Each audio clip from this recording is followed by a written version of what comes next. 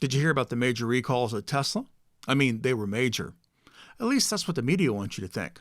In today's Tech Bites, a major recall by Tesla. A software update is causing some of its vehicles to slow roll through stop signs when in self-driving mode. The recall affects 54,000 cars. Tesla says the feature will be disabled in a software update.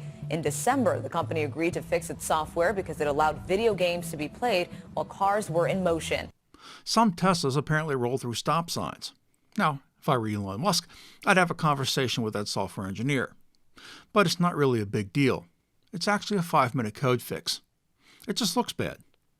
It's important to remember that Tesla is as much a software engineering company as they are a car company.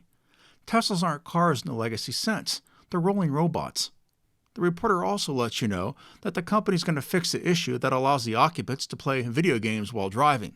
Now, I live in Atlanta, and I can't wait for the day when people play video games while they drive their cars. Right now, I promise Teslas are safer than 90% of the people driving on Atlanta's highways anyhow.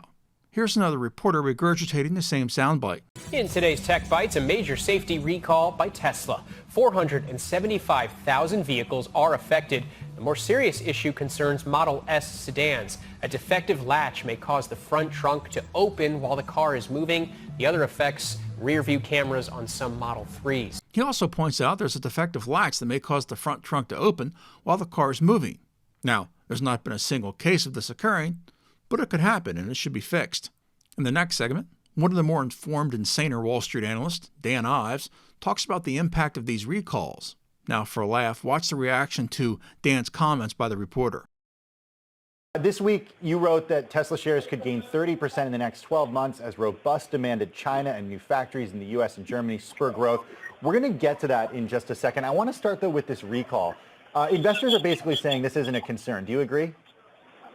Yeah, I mean, look, recalls, you don't want to see them, but relative to the scale, it's not that big of a concern. And also, relative to the actual cameras and rear trunk, from a technology perspective, it's a pretty easy fix.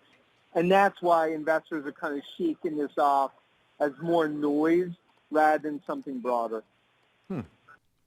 Let's look at some more Elon and Tesla news, this time from Fortune. Here's the headline. Elon Musk's science fiction. Top analyst calculates Tesla's true net worth at $138 a share.